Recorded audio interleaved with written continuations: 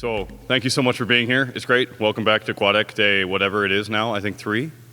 3 is good. 3 is good. Okay, cool. A couple of opening announcements.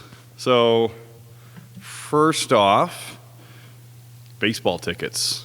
Come pick up your baseball tickets. You can do it at the table out there. At the moment you can't because all the staff are in here, but normally you can go to the table out there. There's also 2 more lightning talks. So if you really want to talk about something that's really silly, or something that's really awesome, this is your opportunity to do that. So sign up for lightning talks. They will be really great. This is a second reminder about our COVID policy. If you feel unwell, stay home, take a test, wear a mask. And also the code of conduct still applies. Now this is actually really awkward today because I don't see anyone with a yellow hat. I'm looking, there's one person with a yellow hat and an orange hat, but yeah, go to the yellow hat. Orange hats don't count, but nice try, thank you. And that's just, if you feel unsafe at any point today, we take our code of conduct very seriously here. With that, thank you again to our sponsors. They're still awesome. I know we said that at the beginning, but I'm still grateful that we're able to have this space and have everyone be here. So just thank you to our sponsors, including Endless. So we're not on this thing, but thank you. You are the best. For those of you who want to become future sponsors, the staff have reminded me to remind you that there are little cool QR codes in the front, and people online, there's definitely some way you can donate. So think about it. It'd be cool. All right. With that, end of the small announcements. I'm going to hand it over to Rob, who is the president of the board, and he's going to run through some slides and talk some stuff. So hello, Rob. Hello. Thank you, everyone. We had some feedback that AGMs could be more inclusive and more interesting, and when I actually joined GNOME, they used to be a little bit more of a kind of variety show, and we would hear from different communities and different committees and things. So we've tried to put some of that back in. I say that with some apology that there will be a bit of me rambling for a while, because as Rich has just told you, I've just been re-elected as president. I'm very sorry. So, agenda. Welcome, introductions, a little bit from me, finance update from Rosanna, reports from the committees, some here, some remote, opportunity for board Q&A, and then the infamous pants of thanks. So, introductions. We've just completed our 2024 elections, so we have, I think, 3 ongoing directors and 5 new ones. No, wait, 6 and 2. Anyway, we have new directors. Thank you to everyone that stood in the election. Thank you for everyone that's serving the foundation as a director. And also a big thanks and a round of applause to the directors who've just rolled off the board and everything that they've done to help us over the past year.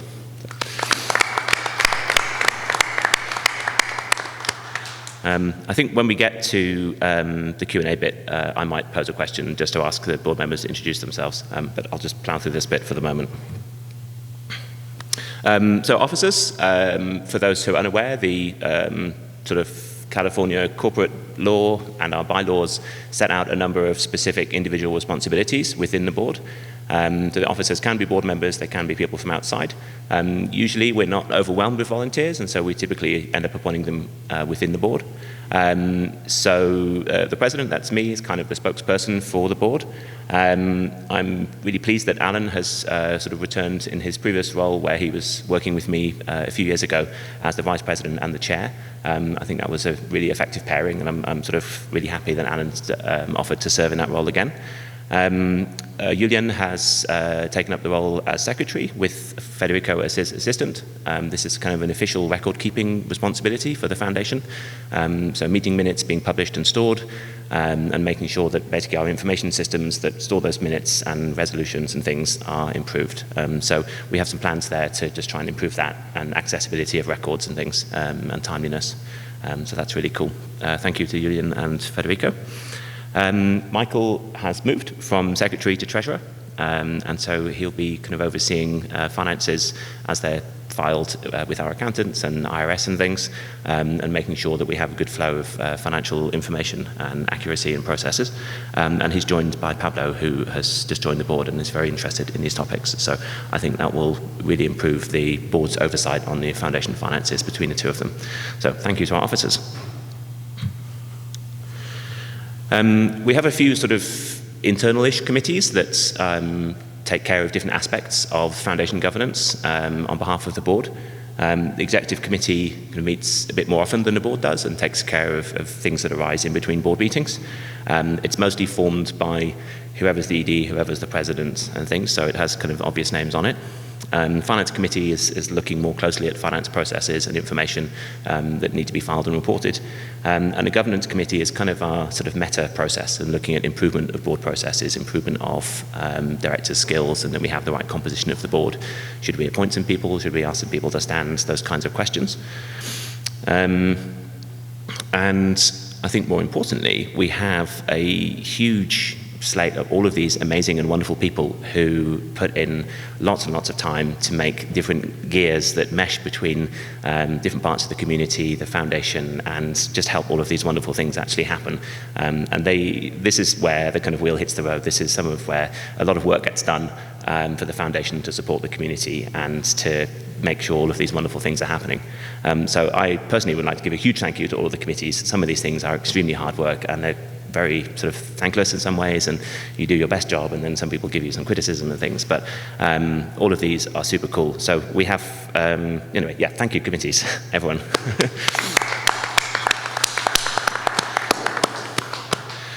We have a new committee on here. I don't know if you saw that Felipe Borges posted recently that he was stepping back from arranging internships. He's had a very long a long run of organising those things and coordinating them by himself. But we're really glad that we've put together a committee and he's able to start sharing out and handing over some of those roles. I think it is a good and healthy thing for people in the community to ask for help and get help, and for us to support that. So I'm really happy to see a new committee on this and the foundation doing what it can to support the internships, which is such an amazing part of newcomers in the community. The Circle Committee is going strong, the release team is going strong, Travel Committee has had some reinforcements recently, and we will hear from some of these committees later on. Also in the past few weeks we shared the news that unfortunately Holly Million has handed in her resignation and will be stepping down as the ED of the foundation. She's been with us for 9-10 months and achieved some really cool things around setting out our strategy plan, preparing us for fundraising, submitting some grant proposals, signing some fiscal sponsorship agreements, which really help the foundation from our tax-exempt perspective, as well as giving us some money that we can spend on other stuff. So a lot of work there, a lot of focus on finance processes and the kind of staff team and their well-being. So I'm really grateful for Holly bringing in her non-profit expertise from outside. She's heading on to do a PhD in psychology and focus on her personal sort of private practice. But I just wanted to take a moment to thank Holly for all of her work over the past months.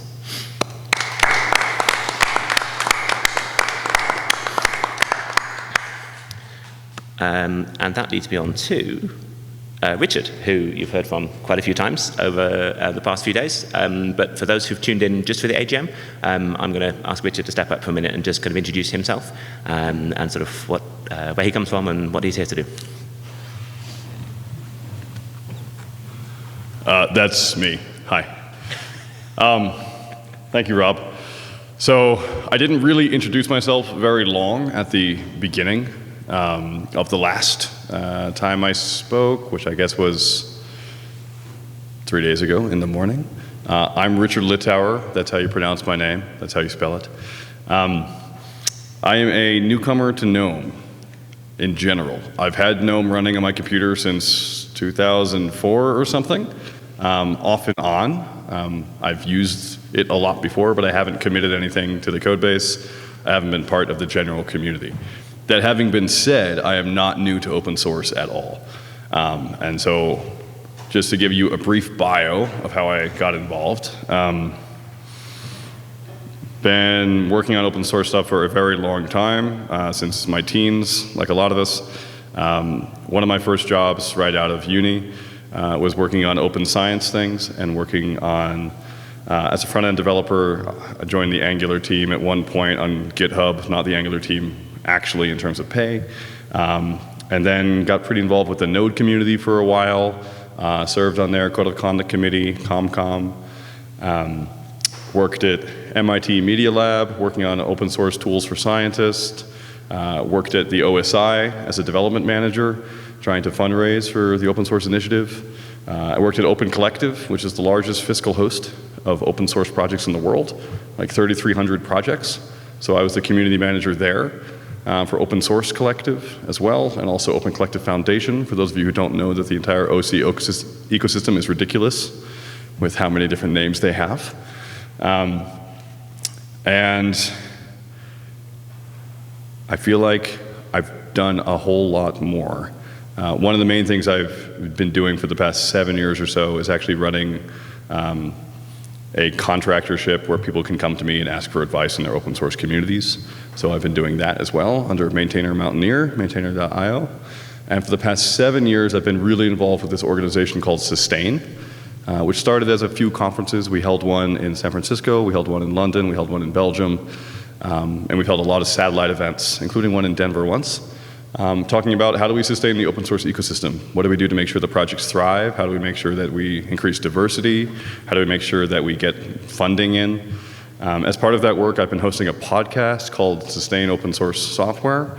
I don't suggest anyone listen to podcasts. Podcasts are ridiculous. But over the course of that time, I've talked to hundreds and hundreds of people now. We have over 300 episodes that I've hosted about this topic, about what is open source and how do you keep it going. So I was asked to serve. What you may not know is that I did apply for the executive director job last year, and I went through the entire process.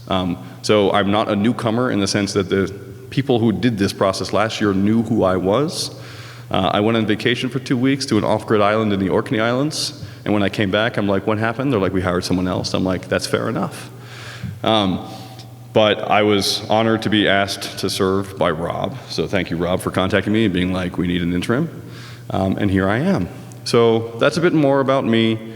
I have ADD, ADHD, whatever you want to call it. So I also have a ton of other stuff I've done, and that's just how it goes.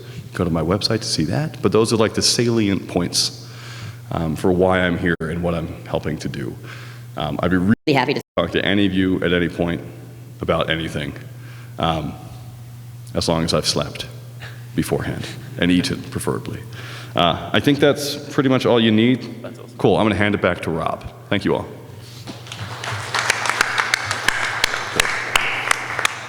Yeah, we need to let Richard sleep a little bit, but he's done a lot in the 13 days since he joined, so thank you, Richard.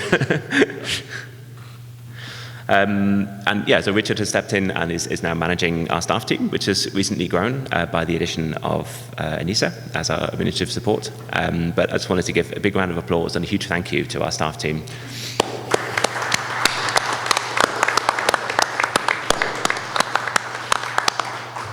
Organising events is really, really, really, really hard work, and it never stops. So no one gets to sleep. So all of the people who make these events work are working minor miracles to keep the community running. So yeah, thank you to everyone. And Bart, single-handedly keeping all of the pumps running for all of the infrastructure, GNOME and FlatHub. So incredible. Unfortunately, this is me for the next bit. I have some updates, and I have to sort of maybe sort of preface this with the board has not had a huge amount of time to meet as a new board. We had a lot of changeover in the board. We had a big time zone difference between where everyone was located. So if this seems a little light, it's because with my hat on as president, I should speak for the board as a whole. And we haven't had a huge amount of time to come up with a lot to sort of set the path over the coming months. We did have some sort of quick meetings where we were able to put together some high-level priorities and areas where the board would like to kind of dig into and put a bit more effort in. This slide here is I guess, slightly more personal opinion, you know, from the desk of the president. I think over the past year, it would be fair to say that the board has not achieved quite as much as we would have hoped.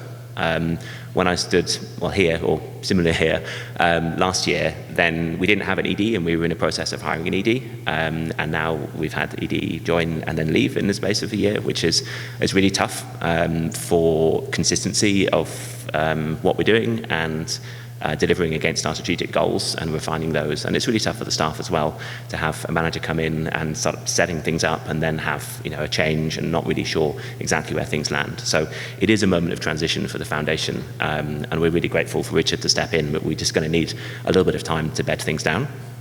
The governance challenges, I'm sure you will have seen the announcement that we removed a director earlier in the year. So that's caused quite a lot of time and attention and meetings and legal advice and things that the board has been working through.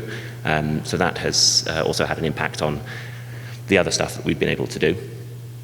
I blogged earlier in the year about financial pressures.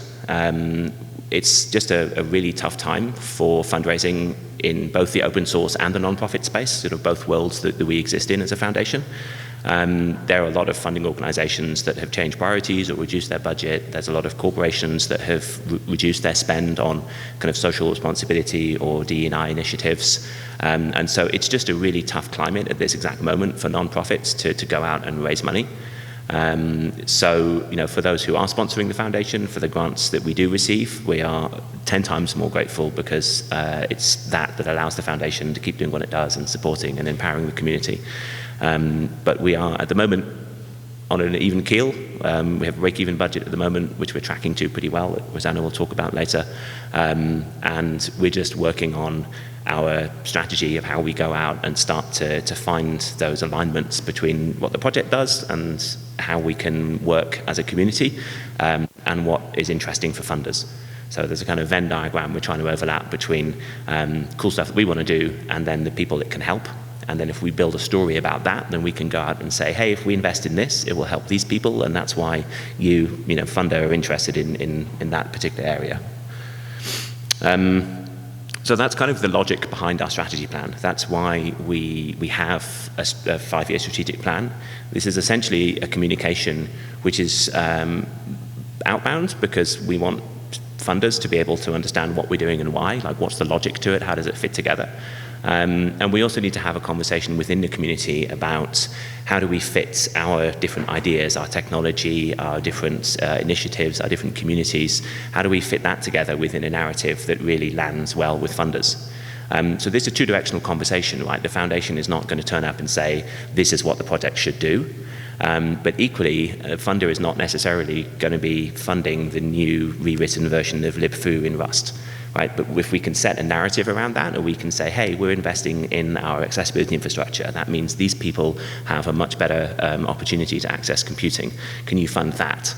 And then we can get the libfoo rewrite in Rust done, and we can tell a narrative to a funder about how the project and the community have driven these impacts out in the wider world. So yeah, and that's a kind of virtuous cycle, right? As we tell that story and we deliver against those, we improve our relationship and our reputation with funders, because we can say, hey, this is the plan, we're going to do this, we deliver it, they feel good about it, we tell a story about that, and that story reinforces our opportunity to apply for funding next time round. And these are a lot about personal relationships. So you kind of get to know the grant officers in different foundations and different public bodies that have funding. And they know that you, as a leadership team, are reliable and that you can set out to do something, you can deliver it. So that's just setting out the plan, delivering and coming back is also an extremely valuable thing. So some of this is about comms, and it's building the reputation and claiming the impact of what we do as a foundation. So we published the 5-year strategic plan draft earlier in the year. We're kind of going through a consultation process. We have an online questionnaire. We have a BOF on Monday, which is tomorrow, sorry. And there are sort of various kind of buckets of where we're going to work. And it essentially breaks down to the product, right? How do we invest in and advance GNOME as software, and how do we package it, and how do we promote it, what does it do, and for who? And to that end, we have launched a development fund, which is the idea that we can look for people who specifically want to sponsor development in GNOME Core, the applications, the platform, GNOME Circle, all of those things, and invest that money directly in GNOME developers. And at the moment, we have our project ongoing with the Sovereign Tech Fund, the German federal government, directly investing in open source software. And we've been working with Thibault Martin as a program manager to transition that into an ongoing development initiative. So as we get funding for different development things, we have one structure in the foundation for basically finding the right contractors, the right partners, consultancies, and delivering that work. So we have a sort of ongoing engine that delivers good impact, good results for people who put money into the development fund. The next one is around the community, and it's kind of the growth and the health and the diversity and who the community connects to. And Holly came up with the name GNOME Pathways for this. But it's really this idea of kind of unifying different initiatives that we've had over the years about empowering local communities, about doing outreach into different places and different communities, and all of the activities we do to bring newcomers into the community. So things like internships, things like Regina's events in Africa, where she's gone out and kind of done a little GNOME boot camp and got people to really understand some of the tools and practices that we have. And so it's about formalizing that and being able to tell a story to donors about, hey, if you put money here, these are all the amazing things that we can do to reach people in these communities and give them skills, give them opportunities, increase representation. So again, it's about putting a narrative together that claims all of those things that we're already doing, but if you kind of look on the website, you don't see that. We need to sort of claim that, or we need to tell a narrative, and we need to package that in a way that resonates well with funders. And then there's the health of the foundation itself. There's this kind of argument that all these fiscal hosting deals, that whatever percentage the foundation takes, someone feels like they're not getting enough, right? But it's really important that as we kind of raise funds for the things that we're doing, we make sure that the foundation provides a stable platform, that all of the staff that keep everything working are, they're there. We can afford to pay them. We can afford to do all of our core things, like the events, like the infrastructure, the communications and things that we do as our kind of priority zero stuff. We keep doing it. And that stable platform, sort of financial platform for the foundation, means that we're able to then launch these more ambitious programs and start reaching in different areas and finding those links between the funders and the ways that we support the project in the community. So, to be continued. Obviously, this is subject to revision because we're in this consultation process. We have a new board who may, prioritize or deprioritize these things a little bit. But I just wanted to give you a high-level picture of kind of how we were thinking about the strategy and why it's so important for our sort of fundraising in future. We had a sort of quick straw poll around the board during the week, just to pull out sort of common objectives that most of the directors held and thought the foundation should be pursuing over the coming year or two, depending on terms. Obviously, hiring a new ED, that sort of consistency of leadership and personal relationships, both internally and externally, is just incredibly important. Some grants funders are really investing in an idea, and it's a bit like a VC, right? They think about the person and they think about the business plan. So it's the same for us, right? If we have credible leadership, if we have strong personal relationships, then we get grants because they're investing in the goal and they're investing in the team. So it's really important that we have a strong spokesperson that can lead us in those conversations. I mentioned we've had some bumps. So the board has agreed that we need to have an internal kind of retrospective process about our governance, about the board processes, and also about kind of what we're looking for and what we need in a new executive director. And a few of the directors, myself included, sort of stood on a platform of the foundation starting to take an active voice in establishing a governance process for the project itself. There's the sort of long-held tenets that the foundation does not make technical decisions, but equally, who does make technical decisions is also pretty loosely defined in some corners of the project. And I think for sort of clarity and accountability of those decisions and transparency and it being an inclusive process where who do I talk to do X is actually pretty well defined, and you can understand who's made those decisions and why. There's a good consensus on the board that this is an area where the foundation can step in and help facilitate a process where we have a community governance process. The next one is around finances. I mentioned it was just an incredibly challenging sort of moment in time for funding from different quarters. There are some non-profits that work, promoting diversity within tech that have actually gone out of business and not been able to secure their funding over the past few months. So all of the kind of open source non-profits and foundations are all seeing this same pressure of, there's less funding around. It just means we need to work all the harder to find these different sources and to make sure that we're really connecting with opportunities for impact that resonate well with the funders. So obviously, stable finances may not sound like an ambitious goal, but it's, we'd be good with stable, and then we can see what we can do to increase from there.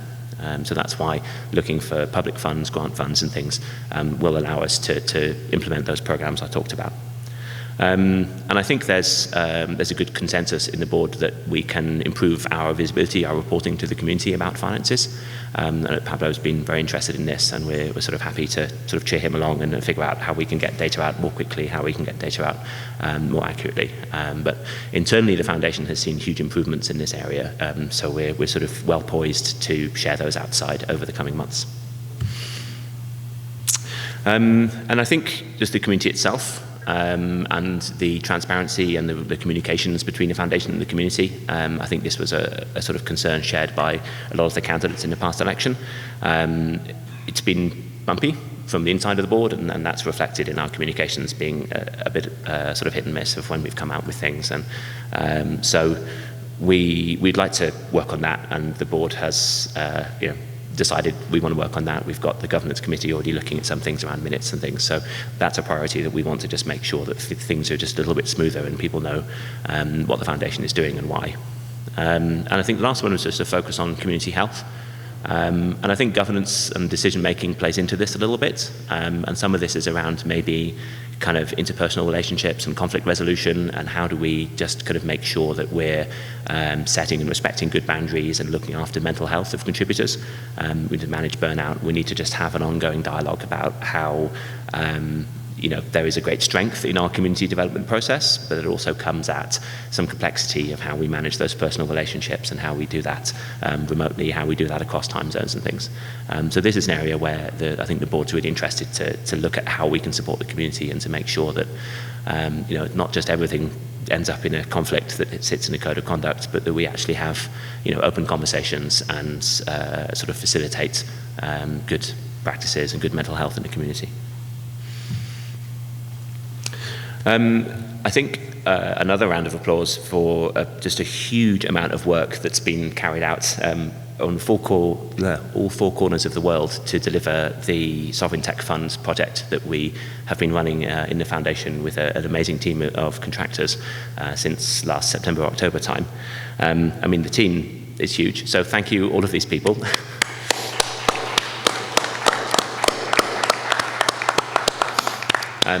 And this has been an amazing coming together of people from different companies, from different parts of the world, from different parts of the community, really pushing forward on a lot of different areas that are really important to the foundation, to the project, to accessibility, security, hardware support, performance, usability. There's been a huge amount of investment here, which has just been amazing to see how well that's gone and how well the team has delivered on all of these different fronts.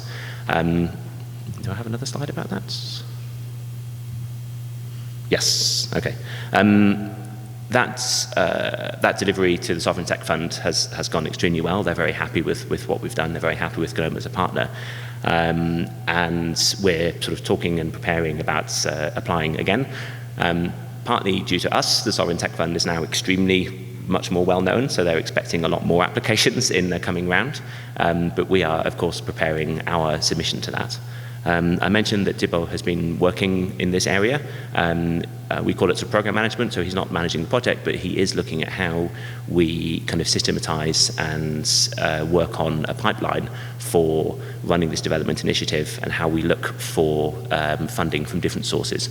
Obviously apply again to Sovereign Tech Fund, but how do we use this development capacity that we've built up and our delivery, that we've done it well, how do we claim that and how do we promote that to different funders? So the development initiative is kind of a really core thing that we're looking to build this year, and to build the funding case that goes around it. And yeah, Thibault has given me the slide here, but we're singing from the same sheet there that we kind of need to claim the work and build a narrative that aligns between the things that we know are cool and that they need working on and we can improve GNOME, and then who we're serving, how do we help people with that, how do we package it in a way that funders think, great, if I do that, then these people will get a better experience. Unsung hero, quietly working away in the corner. Philip Withnall has been working on a project which has also been sort of hosted by the foundation, working actually across digital well-being and parental controls, also GNOME software and glib, and just keeping some of the pumps running there and improving security and performance.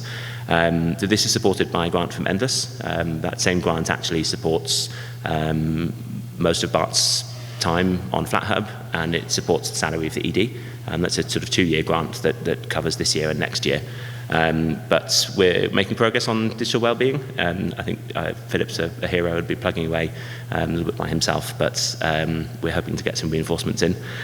And so this is around screen time limits, break reminders, app time limits, and being able to have that in a kind of optional, if it's digital well-being, that's for you, or a kind of mandatory way if it's parental controls, where the parent can set the time limits and get the kids off the computer or off certain apps, depending on how you configure that. So that's really cool. So the initial parts we're hoping to land in GNOME 47 and then continue moving that into parental controls and other features over the coming 6 months.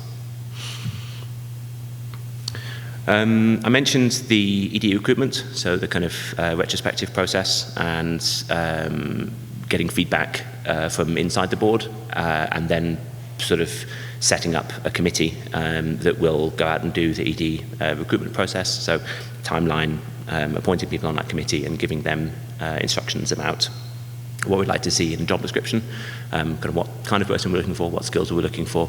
We're hoping to do this really quickly. We're sort of lucky to have Richard with us on an interim basis. He has other things that he is moving on to do. So we're trying to get that started over the coming weeks and post a job application as soon as we can. One of the big things that the GNOME Foundation sort of core team does is a lot of events work. We go around the world, we present at events, we take part in events, we organise events ourselves. So we have hosted all of these things. We've gone out to Kathmandu in Nepal, and we've hosted GNOME Asia at the end of last year. I mentioned Bootcamp, which was kind of Regina's initiative, where she was looking at really teaching people to come on board into the GNOME community and the kind of skills and practices that let people succeed in the open source world.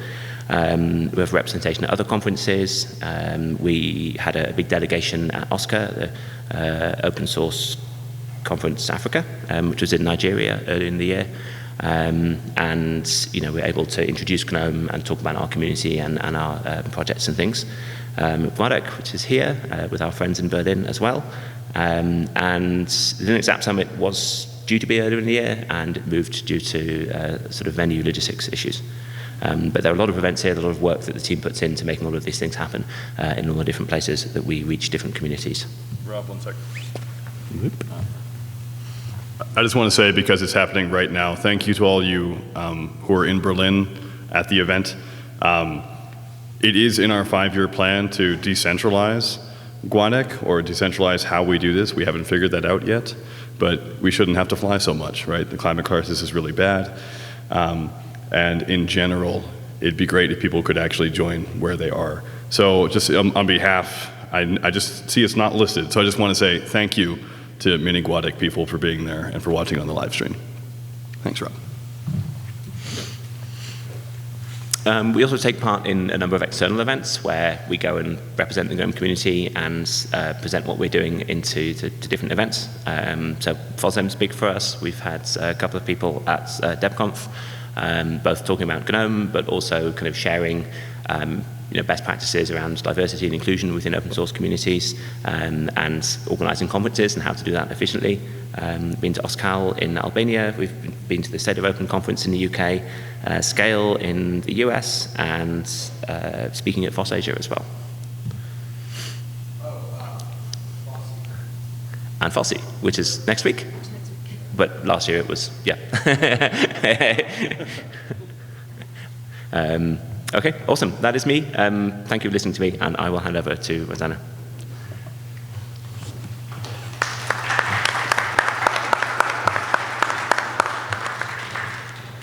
Hi, everyone. I see a couple of former foundation treasurers in the audience, so hope I make you all proud. let's see. So, accounting updates. Our financial processes have been a priority for the past 6 to 9 months.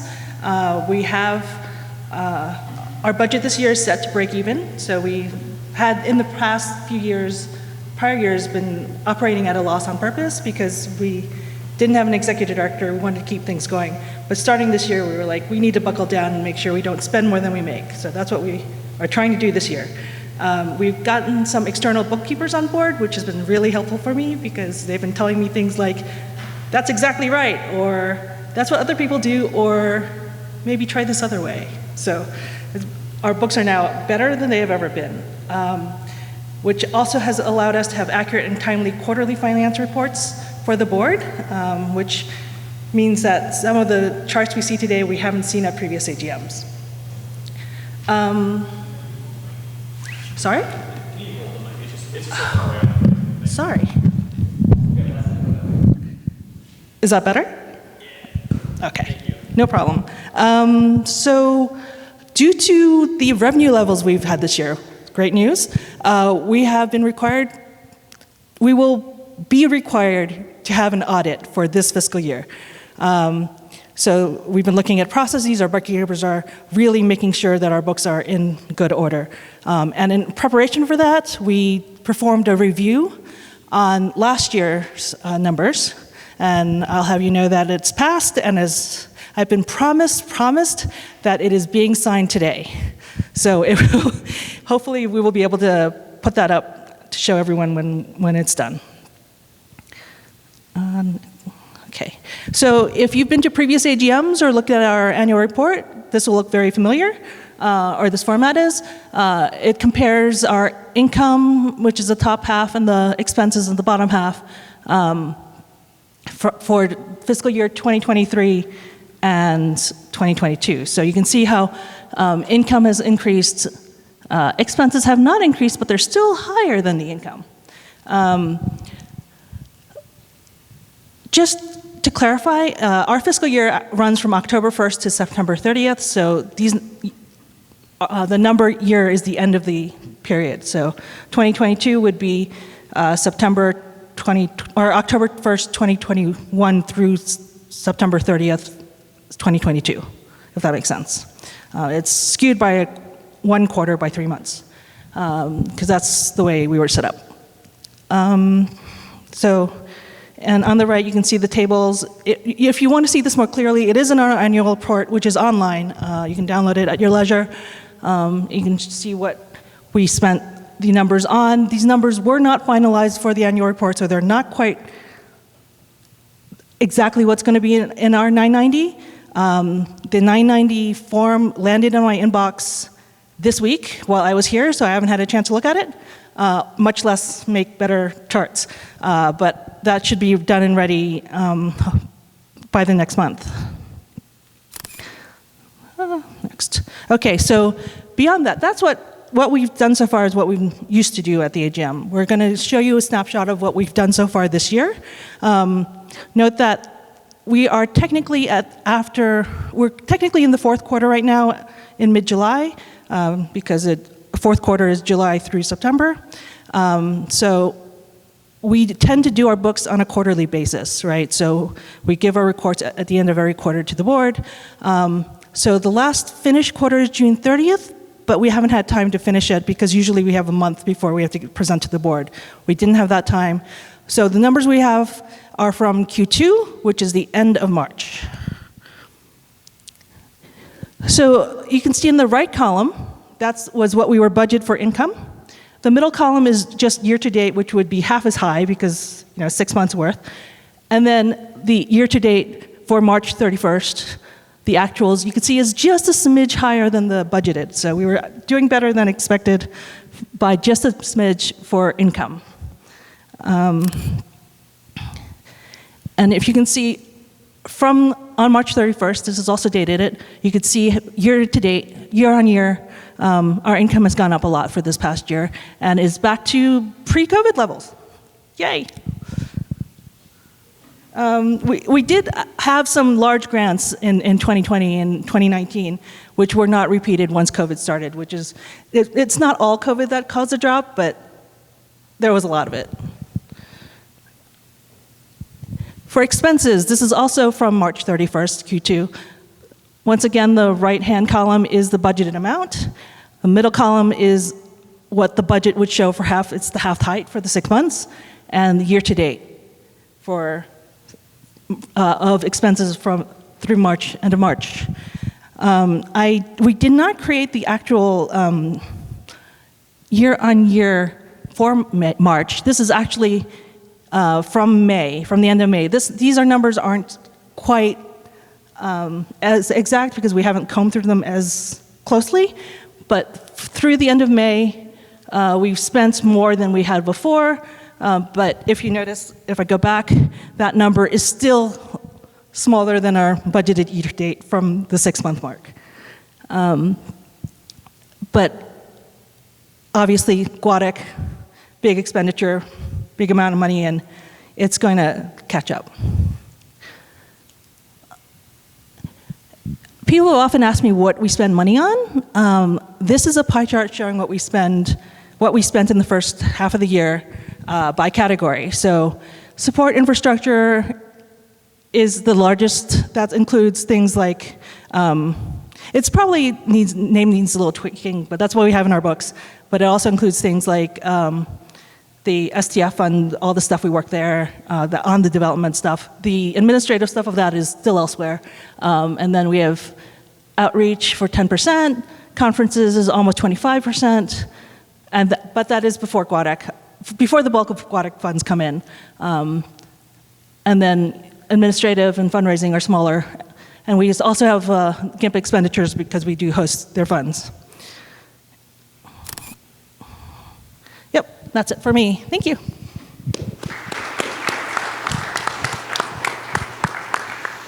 Thank you, Rosanna. So now I think I see Michael running that way. Or was that someone else? Yep. Come join us.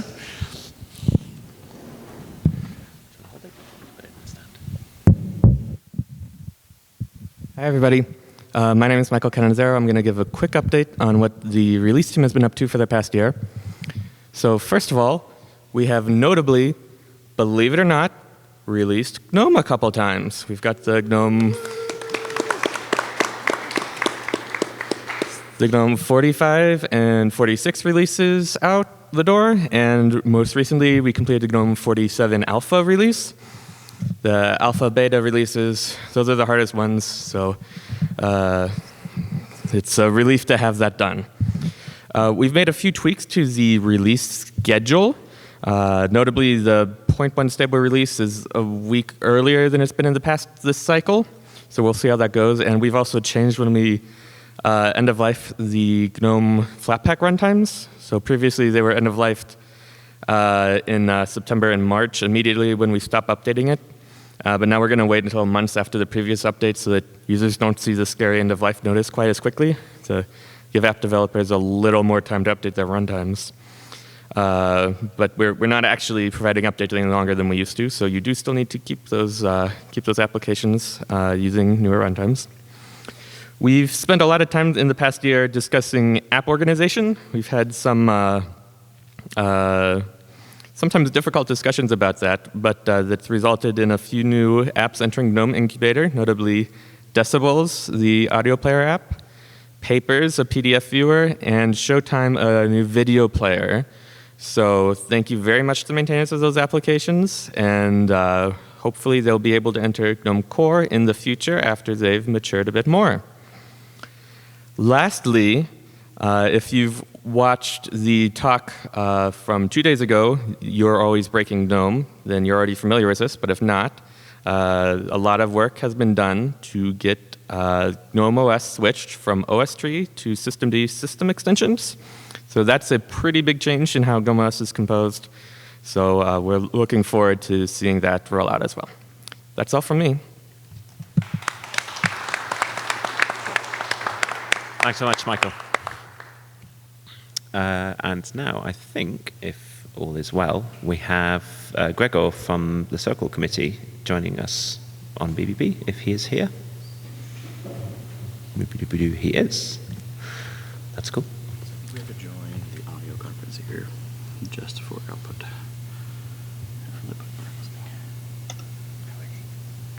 Okay.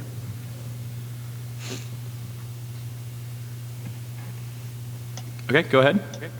Is it Pablo? Yeah, or Gregor? Can we hear Gregor? We Yeah. do not hear. Can one Hey. Yes. Ooh, some fun feedback. Should we turn that off? Yeah, we'll turn it off. Okay.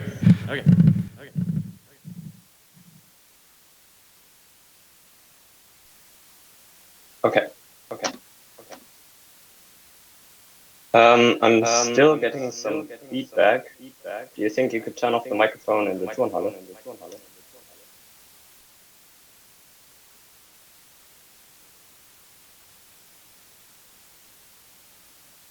Can you try again? I just muted them. Okay. So this is rather spontaneous. I was notified this morning that they need someone to talk about the happenings in the GNOME Circle Committee. So we quickly cooked up a few slides, and I'm just going to give a quick update on what has been happening. So over the past year, we've got a few new members to the Circle Committee, which are Brage, me, and Laura. Fun fact: all of us are still teenagers, so it's we significantly lowered the average age of the committee. I'm actually the youngest. I'm 16 years old. We've got a few new applications this year. 12 applications joined Circle. One of them was actually mine. It was a very nice process. And I believe 5 left the Circle. Oh no, six left the Circle. Some due to developers not having the time anymore to maintain their apps, and some due to irregular reviews because those apps were no longer qualified for Circle. We have a few libraries that are, I believe those are still the same as last year. There is a review of an app, a library called Blueprint. App developers are probably aware of that. It's like an alternative syntax to XML for building GTK UIs.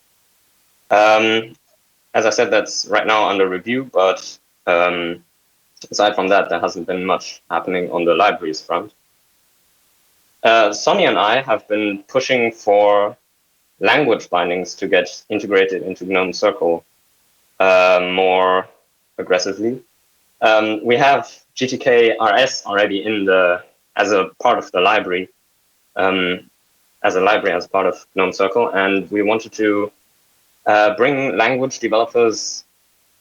language binding developers. We wanted to sort of show that this is wanted, that third-party language bindings can still join GNOME Circle. And so we actually have 3 language bindings in review right now. One is for Go. The project is called GoTK4. Then we have GTK4.cr, which is for the Crystal programming language. And Adwaita Swift for, obviously, the Swift programming language. I'd like to see where this goes. And a problem right now is that our requirements for what these languages need to do are still very loosely defined. And it's a bit difficult to review these findings because they're very different, because the underlying languages are also very different. So we're still working around that. But still, I think it's a good idea to sort of push binding developers towards GNOME Circle, similar to how we do it with app developers. Yes, that was it from me. If you're an app developer, you can follow this URL on screen and see if you're maybe interested in applying to GNOME Circle, and if your app fulfills the criteria. Your app will be reviewed by 2 reviewers, which is a lot easier now. Reviews should be faster now that we have 3 more reviewers. And yeah, that was it from my side.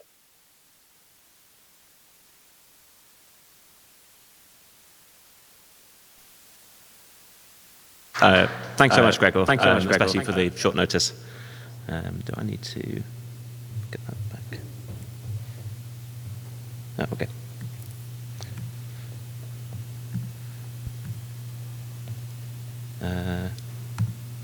Apparently, I can't advance slides anymore. Take presenter. Is that over here? Yes, it's me. Oh, it's this unwelcome toolbar again.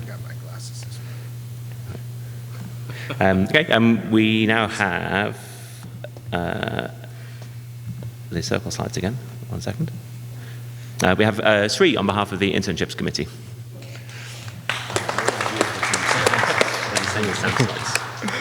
Good morning, everyone. I'm here to talk about the Internship Committee. And I warn you, I have not seen these slides, so I'm going to be, each slide is going to be an adventure.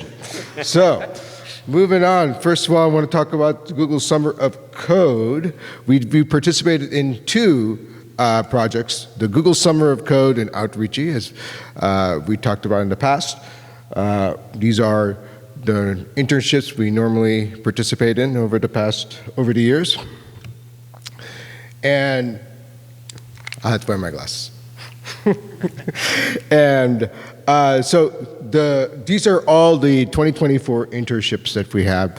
And as you can see, we've had about 1, 2, 3, 4, 5, 6, 7, 8, 9, 10 internships, proving that I can count. And so I want to thank all of these interns and the mentors who took their time and effort to make these internships successful. So please give them a round of applause.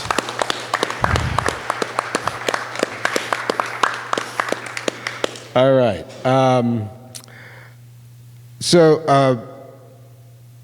We are always looking for more mentors. It's an important part to have mentors to work on, to work with our interns. So if you have project ideas that you would love to mentor, then please go to this GitLab link and do that.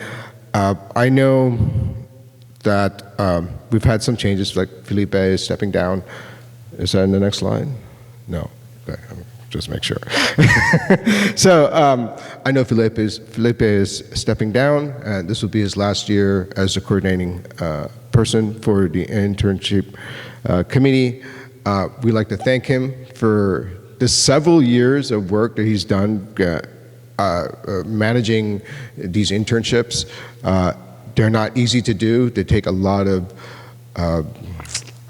mental health to go through. So if you could all give him a round of applause for all his work, that would be great. We are also looking for new members for our committee. I think we have get some really great new, fresh ideas to help build a better community feeling between the interns. This is going to be really important. I know for me and my personal goals, I want to bring these interns in and keep them here, right? I want them to feel like the GNOME internship leads to something successful in their career, or brings them joy, gives something back in terms of learning. This is our way. By having these interns, we're actually giving something back to the open source committee as well, right? So that's all I have to say on that, and I will move on to the next. Thank you. Thank you, Sri. And now, I think for the travel committee, we have Asmit.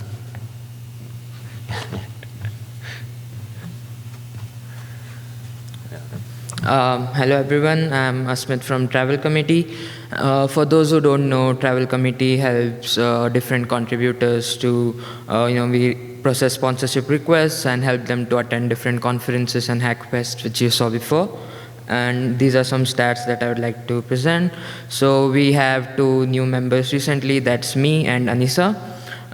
We have smaller budget this year than the years in the past because the travel prices have been significantly higher. And these are the recent events that we sponsored. For GNOME Asia, we got 20 applicants and we were able to sponsor all the 20 applicants. For GTK Hackfest, we sponsored the housing venue for the participants. And for GUADEC, we received 22 applications, 18 were on time and 4 were after the deadline. And we were only able to sponsor 10 travel guns, mostly prioritizing speakers that were on time. Yeah, that's it for it. Yeah. Well, and for me and from the board and from the whole foundation, the whole community, just a huge thank you to all of our committees who are doing a lot of quite detailed, diligent work that just keeps the different cogs turning across the community. So much appreciated. I think that is then time for Q&A. If we have, I see we have Julian and Pablo. And do we have a moderator for Q&A? Is that Richard? Right. And do you have access to the Matrix chat to look for questions? Do I have access to the Matrix chat? That's an excellent question. Yes. No? Or maybe I do. Or do we have Cassidy do that? Yeah. Track 1. No, I don't. I'm not in that room. Okay. Cool, thank you. Cool. Should I be down there or should I be up here? Up there is fine? Okay, I can move in between, so. Get rid of that presentation. Yes. Are you going to hand the mic? I can hand the microphone to people. So, while we get set up, can you all hear us on the chat? We have Julian, we have Pablo, I see Karen. I know Federico was here earlier. I hope he's okay. I know some other board members couldn't make it today. But I'm grateful for those of you who are here. Oh, there's Federico. Hello. All right. So this may be difficult and annoying because I have to run back and forth, and I will do my best. But if you can all hear me, then I'm just going to do that. For the interest of the people on the live stream, I'm going to make sure that I repeat the question that I hear from people down there. If you don't want to speak up, I can come to you. Is that okay? Can you be on the floor mic for me? Yep. That would make my life easier because this is a big step. Cool. I think it's not a step.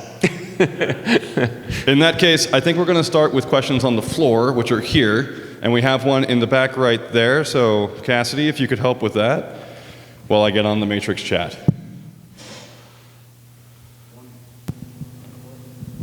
Here we go. One quick suggestion, maybe just move a stand here and people can queue up instead of running it everywhere. That makes sense. So my question, though, is, so we had the Thunderbird keynote on Friday, and they talked about asking users for money and things like that. If I'm not mistaken, the GNOME Foundation is largely focused on the big fish rather than asking its users for funding. So any plans to start doing more? Maybe I'm wrong, and maybe a lot of the money comes from individuals, but maybe two-part question. How much money comes from individuals versus all the big fish sponsors? And then assuming that's a minuscule part, which is what I'm doing, and I may be wrong, what's any plans to invert that? Because there are a lot of people who use GNOME who might say, I want it to continue to exist and get better, and I'll put in some money. That's an excellent question. Thank you very much. As executive director, it's my job to know everything about the finances. As an interim executive director, I'm screaming internally right now. So I've been here for 13 days. That's one of the reasons why Rosanna helped out with answering or giving a presentation on the finances, for which I am incredibly grateful. So thank you. I'm going to defer that question to someone who can take it here. It looks like Rob has offered to take that. So Rob, go ahead. I'm happy to not talk if any other directors want to jump in first, but great question. And what? Did Pablo? Pablo, did you want to take that too? Pablo, did you want to take that too? Take that too? I think I can jump in. You hear me well? You hear me well? You hear me well? You hear me well? You hear me well? Yeah. So I think. 1 second, we mute you so we can hear. Yeah. Okay. So there's no echo now on our side. I think that it's something that would make sense. It probably needs more organization from the finance side, since that's not something. It's easier to deal with one single donation of $250,000 than to deal with like 25,000 donations of $10. And the GNOME Foundation hasn't been yet set up for that, so that might be one of the reasons. But I think that's possibly something that's interesting to explore once we have the GNOME Developer Initiative in place, and people can also see directly the results of a small amount of money being pushed to the project. Correct me, somebody else, if you have other thoughts about it. I think I got most of that. The speakers in the stage all point that way rather than here, sorry. In terms of where the donations have come from, I know this is kind of a case in point. GIMP gets a lot of individual donations, and so I think in terms of the foundation's overall income, about 20% of it is individual donations, but a lot of that is GIMP. And then I would say the foundation and most of GNOME's funding comes either from grants or from the advisory board fees. And that's a little bit due to how GNOME reaches users. So we don't have a direct narrative with very many of our users. They get their OS through a vendor or partner, members of the GNOME advisory board who distribute and develop the OS for the users. So I think it would need to be a dialogue to explore. I would love to be able to pop up something and do some fundraising and have some kind of narrative dialogue between the foundation and GNOME users. We would need to sort of map out what was possible. But we are setting up the crowdfunder for the development fund. So there have been a lot of very successful cases in KDE, Blender, Thunderbird, where they've set up great predictable recurring revenue, both from companies and from individuals. So I think watch this space, we're exploring this. But yeah, after that talk, I thought, hey, let's pop up a, GNOME Shell can tell you, like, hey, GNOME needs you. But yeah, the infrastructure for that is in the crowdfunding platform and the development fund that we're already working on. Karen, I see your hand. You're muted somehow. You're not muted. You're not muted.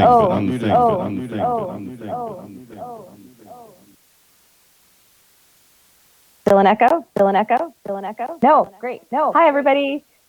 I just wanted to point out that we do have a Friends of GNOME program that we've had for a very long time.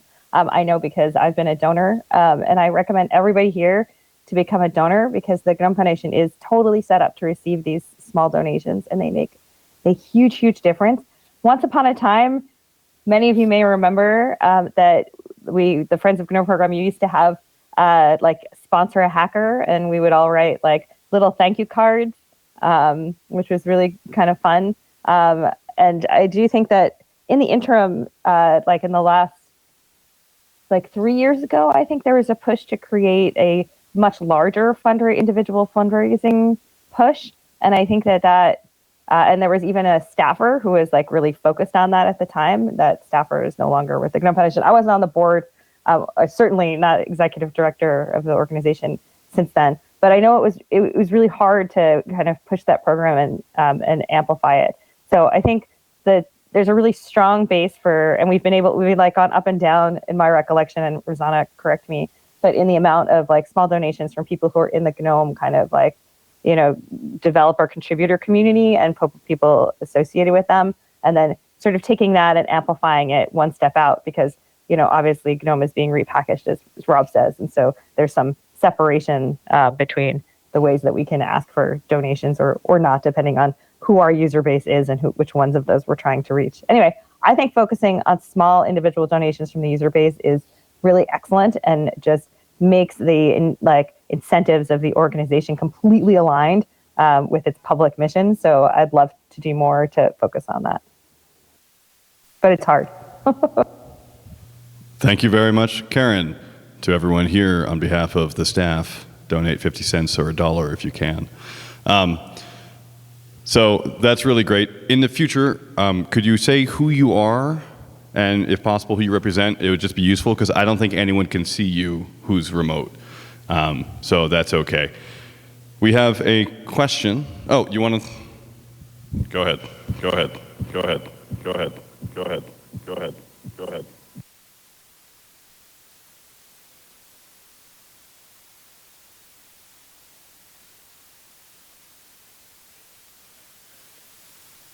All right, there we go. There we go. There we go. I'll try to be brief without the echo. Just a reminder for people who are interested in this idea and interested in how the foundation can help bring money in and get you all resources to do the work that you really want to do. This is part of our 5-year strategy. Tomorrow morning, first session of the day, get your coffee. Come chat with Richard and others about how we can refine this in our strategy. Share your ideas with us because we want to make this work for all of you and amplify the good work that you're doing. Thank you. Also, thank you to Ian and Cassidy for being our sound people.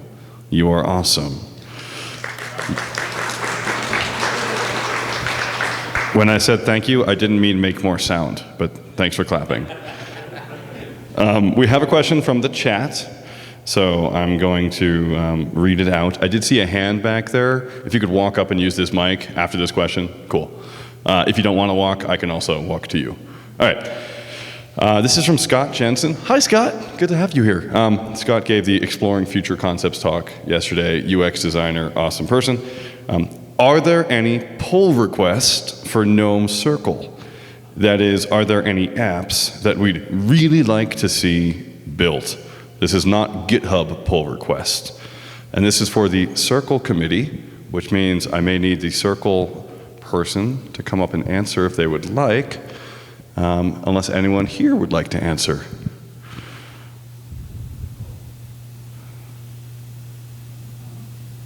I can come to you. I'll come to you. Come to you.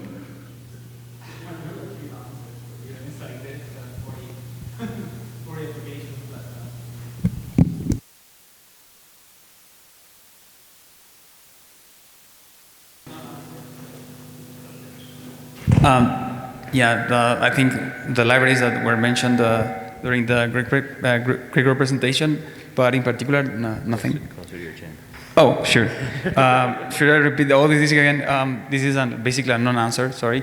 But yeah, there's 40 applications that are under review, and we're interested in all of them, right? But no, nothing in particular, as far as I know. That's great. It's also useful to have you say that, partially because we are contractually obligated to have an AGM, so the board has to sit there, but this is really about the community. So it's good to have community answers, even if they're not answers. So thank you. Since you're already here, you can just use this mic. Okay. Hello, this is Sam, in case you can't see me. Funny you mentioned community. So I watched Ryan's talk on Friday and thought it was excellent. We didn't have a presentation this year from the engagement team, something we used to have. Can we have a community manager? Is that something that we can have? Can we have an equivalent of Ryan? Thank you so much, Sam Thursfield. That is a very good question. I will say the majority of my work professionally has been as a community manager. In fact, there's so many communities I've managed that I forgot to mention the main one I've been managing for the past year in my intro, which is Curious, the community for universities and research institutions of an open source program's offices, which I don't want to repeat. Basically, university OSPOs, universities working in open source. I would love to have a community manager. I would love to talk to you and Ryan. Ryan is awesome, by the way. That was a great talk. I saw many people take screenshots of his slides at the same time, which was hilarious. I would love to talk about possible funding to hire that community manager. For now, I'm going to thank everyone else who also takes on parts of that role. Community manager is a huge role. It's very difficult. And a lot of the work that's being done that would normally be done by a community manager is in fact done by the staff. So I'm really grateful to the staff for being awesome. And I'm also grateful to all the hundreds of volunteers and the dozens who were listed earlier on the committees. I would love to talk further about strategizing. Again, that might be a good topic for the 5-year strategy. So, thank you. That was a question from the floor, which means I'm now going to look at the chat again. EJ has a question, so I'm going to Read EJ's question out. Nope, that's a comment. Ideas for donations. Sophie and Garrett. This is great. Thank you so much for typing, everyone, in the GUADEC track. I'm an idiot. So if you could use question marks, that would really help me a lot. Yeah, just make it clear it's a question. Otherwise, I have to read a lot of text, and I'm doing a few things. I don't see any other questions there. I see a question on the floor. Since I'm already down here and I like exercise, I'll just come to you. It's just a bit easier, really. Again, name, project, question. Hi, I'm Evan Welsh, GNOME project, but I guess specifically GJS, JavaScript, formerly kind of extensions and other things. I just had a question. So I think one of the highlights of the board, like priorities, is figuring out project governance.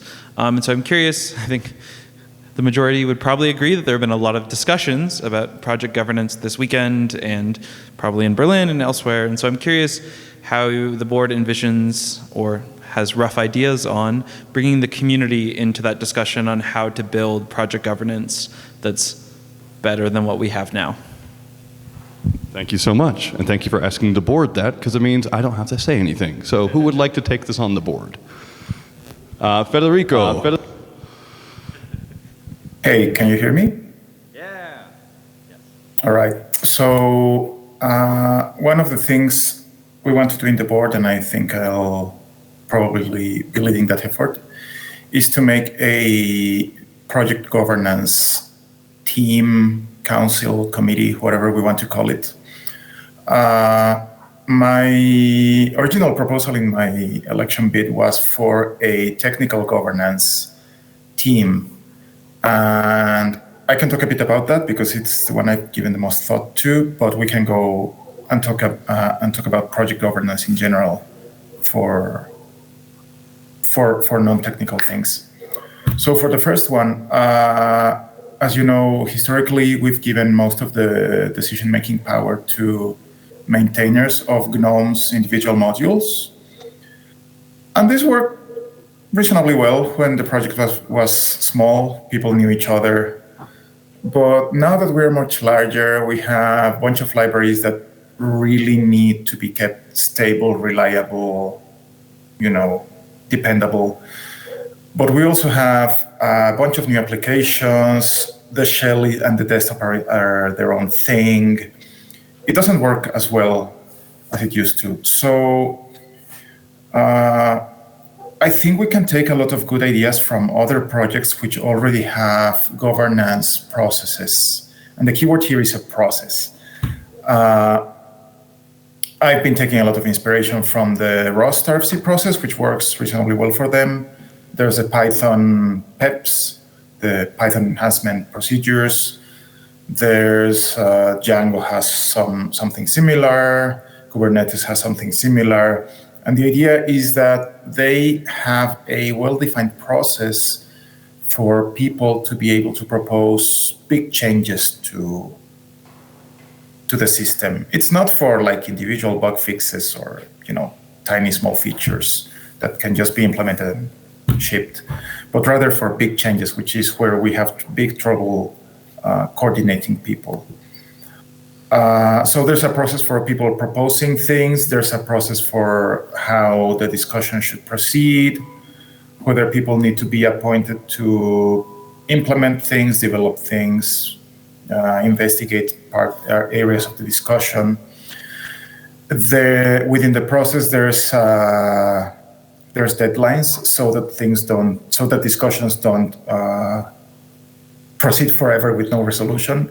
So there's like deadlines for saying, okay, we're definitely gonna implement this based on consensus, or no, we are not going to implement this, we're going to do something else instead. And it's just a way for people to have big overarching technical discussions in an orderly fashion. So I think we should look into having something like that. Now, for project governance, this is a larger discussion we need to have. The board right now makes a lot of the decisions for strategy It defers the executive stuff to the executive director, of course, and the ED directs the staff for, the day-to-day happenings in the foundation. And we might want to have a conversation about how to have a larger project governance process, so that you don't just have to know the right people in the community to, push your agenda around, have these discussions. I'm sorry that this is a very vague answer, but yeah, I mean, we need to look into what kind of process we want to have.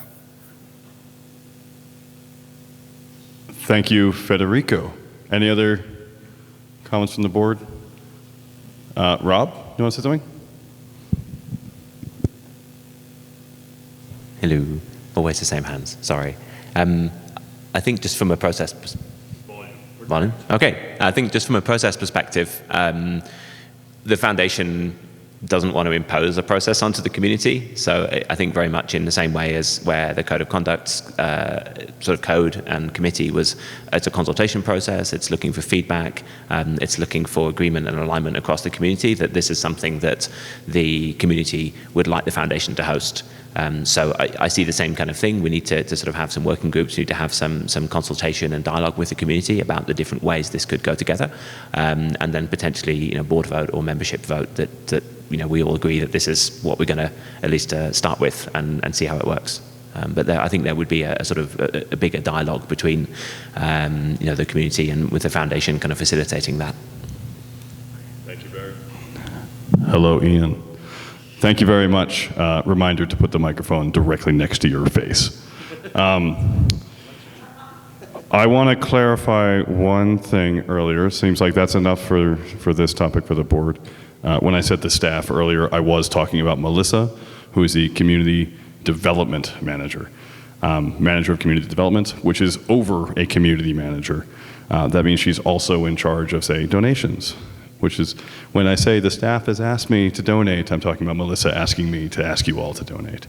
So just saying she does a lot of the work of a community manager, and I would love to hear thoughts on that. I realize at no point in any of these slides has any way to contact me been presented, or littower@gnome.org. Pretty simple, if you can spell Littower. If you can't, just hit me up on Matrix. Any other questions? Yes, Sri. Do you want to walk down so I can stay up here for once? You're amazing.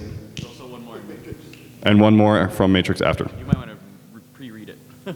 Pre-read it. Digest it. So since we are on the topic of community management, and I am a community manager by trade.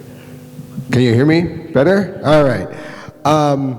I have a few concerns in regards to the GNOME committee, and one is silos. I feel like as a group, we tend to be in our own space, and we don't go out and go to others, right? LOS was an example of how we can actually break out of our silos and work with other projects. I want to see that further because as far as recognition in the overall open source space, we don't have one. And it hasn't been since Karen, thank you Karen, that we had gone out and have GNOME talks at other conferences. And I'd like to know what kind of planning are we going to do in terms of, or if there's thoughts about going outside of our communities and talking about GNOME, talking about the things we do, because we're not getting recognized for the engineering we do here because it's substantial. And I feel bad that we don't get the kudos that we do in terms of our engineering. So. Thank you very much, Sri. Any board members want to field that one? No, from my side, I'm interested in doing that. As Ryan said in his amazing talk, you have to own your story. It's the job of the executive director to make sure that the story is owned. But really, I want to make sure that we highlight the amazing work going on. and I'll be doing everything I can to make that happen during my tenure here. I would love help crafting narrative, and my inbox is always open. I'm so glad you're giving a talk at FOSSE. For those of you who don't know, I live in New Zealand. Awkward. Thank you so much. That's a great question. Any board members want to keep going? Rob? Yeah, I mean, this is hugely important for just being an effective part of the wider open source kind of community and ecosystem. So we do some of this. I think we could structure it more and involve more people in it. So it's kind of it is a community management question about how we arrange ourselves to go out to other events. The staff do work there. We've gone into different places. We've got Australia and New Zealand covered now, thanks to Richard. But you know, I think we also, through the advisory board, we relate to other non-profits and open source projects that sort of connect to GNOME on a sort of user and a technical level. I think that's somewhere that we could develop. I think there are other sort of very logical open source projects that we can bring into those advisory board contexts and sort of just lean into some of those connections where people do kind of use GNOME or they use our technology. So I think that would be a good way for the board to kind of sort of step into this and say, hey, we can build some more connections here, as well as speaking, as well as kind of having spokespersons in different arenas. Pablo also has a hand raised in Big Blue Button. Cool, Pablo. Cool, Pablo. Thank you. Hello, everybody. Not sure you can see me, but I'm Pablo Correa Gomez, new elected member of the board. I am, regardless of this question, I am a bit in an awkward position because I wear two hats. I am part of the Postmarket OS core team. So Postmarket OS is a distribution focused on Linux Mobile, a distribution that has biggest support for phones and tablets, any kind of devices that are not Intel laptops, with very big difference. And I think one of the things that has been a success for our community has been reaching out. And like the fact that I am here, I think maybe it's a small success of the GNOME project in that regard, because Postmarket OS has strongly engaged with upstream, meaning GNOME, to actually make this possible, to actually benefit GNOME from our perspective, and like from the things that, I mean, get stuff from GNOME that we need, and at the same time contribute things that ended up on me becoming maintainer for a soon-to-be GNOME core app. And that is possible because the GNOME community is open. So I think there's a bit of things that I would say that the GNOME is already doing good. But at the same time, I also recognize that it's, as an external project, it's harder to engage with GNOME because there's sometimes a gap between the community and the foundation. So it's much easier, and also because it's different bureaucratic levels, it's easier to get involved to contribute to a core app than it is to get the foundation to sign a partnership with somebody, for example. Because those channels are not established. And at the same time, for example, in Postmarket OS, we do have access to users. We do have access to manufacturers. But when I say that I'm in a bit of an awkward position, it's because Postmarket OS acts as a proxy for GNOME. Because GNOME can't run on a Samsung Galaxy S7. GNOME can't run on a Fairphone 5. Well, it can run, but the GNOME project does not have the infrastructure for it, does not have the people with the skill set for it. And it does need to build partnerships to be able to access to those things. And that's hard. That's something that maybe we could do, but that's something that will take time and needs a very clear strategic direction. But I think GNOME could have the potential to do that and to expand outside, to reach to people using GNOME and actually expand outside this small bubble, building partnership with other people. I'm not sure if that's not something we have discussed so far in the board, but that's something that GNOME has the opportunity to do. I think that's it from my side. Thank you so much, Pablo. I've been instructed that we are out of time. There are 3 more questions here. One of them is that it's no secret the burn down the last 4 years has shrunk the runway. Do you have any strategic ideas on how you would right the ship in terms of income? Yes. 2, can we have an award for the extensions? I would love that. Come talk to me after. What did you have in mind? I'm looking forward to talking with you. I think those are the questions that I can answer at the moment. I will say I brought in over $500,000 of funding so far in my career for my communities. I'm very happy to keep doing that work. So that's exciting. Those are all the questions we have time for at the moment. I think I've answered everything that was there. I want to thank everyone here for being here and being awesome. I want to thank those of you in the live stream for dealing with, not even seeing me talk. Hello. And for the board members, thank you so much for being here. Thank you for taking the time. And for those, everything. Sponsors are great. Oh yeah, we have one other thing we need to do. I am wearing pants. I'm not gonna make that joke. Rob. GUADEC is strictly a pants-on event. Oops, I made the joke. Sorry. I'm gonna hand over to Federico.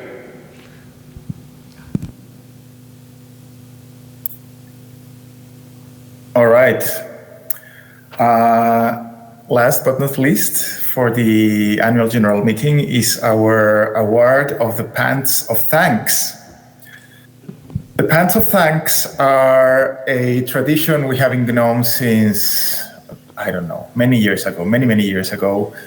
And each year we award a pair of pants or similarly suitable garment for the lower body, where we thank a person for their contribution to GNOME over the years when it has been just amazing.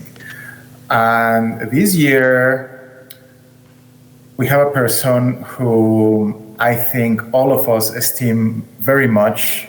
He has been working on GNOME for a very long time. He has been the face of GNOME towards internships for a very long time. He has been in the Code of Conduct Committee, keeping the community safe, and he's just generally one of the most fantastic people in the project. If I may announce the winner of this year's Pants of Thanks Award, please give a big, big applause to Felipe Borges.